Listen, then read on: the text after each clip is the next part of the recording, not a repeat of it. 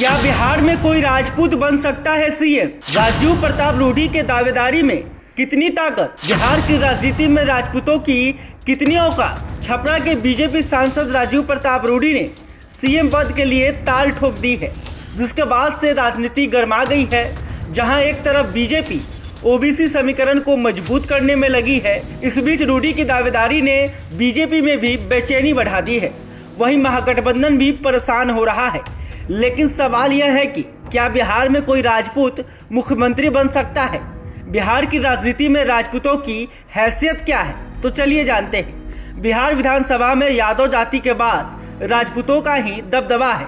अभी बिहार में 28 राजपूत विधायक हैं।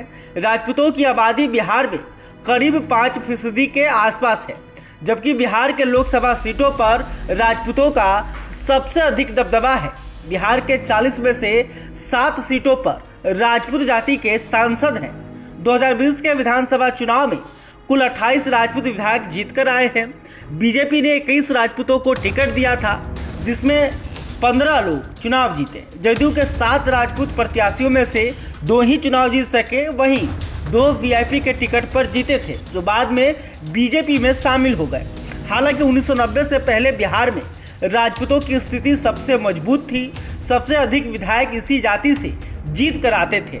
अब बात करते हैं, क्या बिहार में कोई राजपूत मुख्यमंत्री बन सकता है क्या? दरअसल मंडल कमीशन लागू होने के बाद बिहार की राजनीति में बड़ा बदलाव हुआ।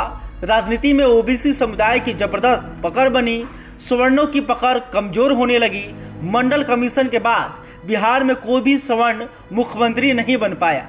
लालू नीतीश का राज आया, जो अभी तक चल रहा है। अगर राजपूतों की बात करें तो 1990 से पहले 4 राजपूत बिहार के मुख्यमंत्री बन चुके हैं, जिसमें दीप नारायण सिंह, हरिहर सिंह, चंद्रशेखर सिंह, सत्येंद्र नारायण सिन्हा का नाम शामिल है, जबकि अनुग्रह नारायण सिंह बिहार के पहले उप मुख्यमंत्री थे। अगर 2025 के विधानसभा चुनाव में बिहार की सियासत नहीं बदलती है, नीतीश कुमार महागठबंधन के साथ रहते हैं, तो तेजस्वी यादव को सीएम का उम्मीदवार बनाया जाएगा। नीतीश यह बात कह भी चुके हैं, लेकिन भाजपा किसे उम्मीदवार बनाएगी यह अभी तक तय नहीं हुआ है। अभी बिहार में राजपूतों का झुकाव बीजेपी के तरफ है। भाजपा के साथ मजबूती से खड़े हैं। बीजेपी भी सबसे अधिक इन्हीं को टिकट भी देती है।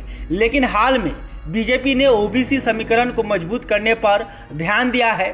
कुशवाहा जाति से आने वाले सम्राट चौधरी को भाजपा ने बिहार का प्रदेश अध्यक्ष बनाया है।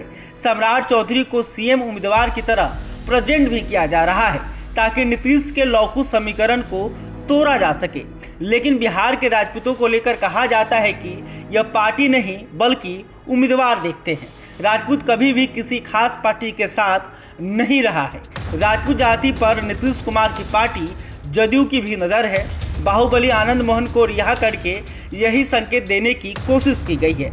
यहाँ बीजेपी इसलिए परेशान दिख रही है कि अगर लौकुश समीकरण को तोड़ने में लगती है, तो इधर राजपूत नाराज होकर आनंद मोहन के पीछे गोलबंद हो सकते हैं, जो बड़ा झटका होगा, क्योंकि राजपूत जाति लंबे समय से भाजपा के साथ रही है, लौकुश से ज़्यादा ताकत भी रखती है। जबकि सम्राट चौधरी के नाम पर कुशवाहा पूरी तरह से साथ दे, इसकी कोई गारंटी नहीं है। यह बात शायद राजीव प्रताप रूडी भी समझ रहे हैं, और इसमें रूडी को एक मौका नजर आ रहा है। राजीव प्रताप रूडी की बात करें तो वे छपरा से सांसद चुनकर आए हैं, केंद्र में मंत्री भी रह चुके हैं। लालू यादव के गढ़ को तोड़ने के लिए इन्हें जाना जाता है। रूडी एक साफ छवि के नेता माने जाते हैं। सांसद होने के साथ साथ एरोप्लेन भी उड़ाते हैं और वकालत भी करते हैं। 1990 में महज 26 साल की उम्र में छपरा के तरैया विधानसभा से विधायक बने थे। उसके बाद वो छपरा लोकसभा से बीजेपी के टिकट पर सांसद बने।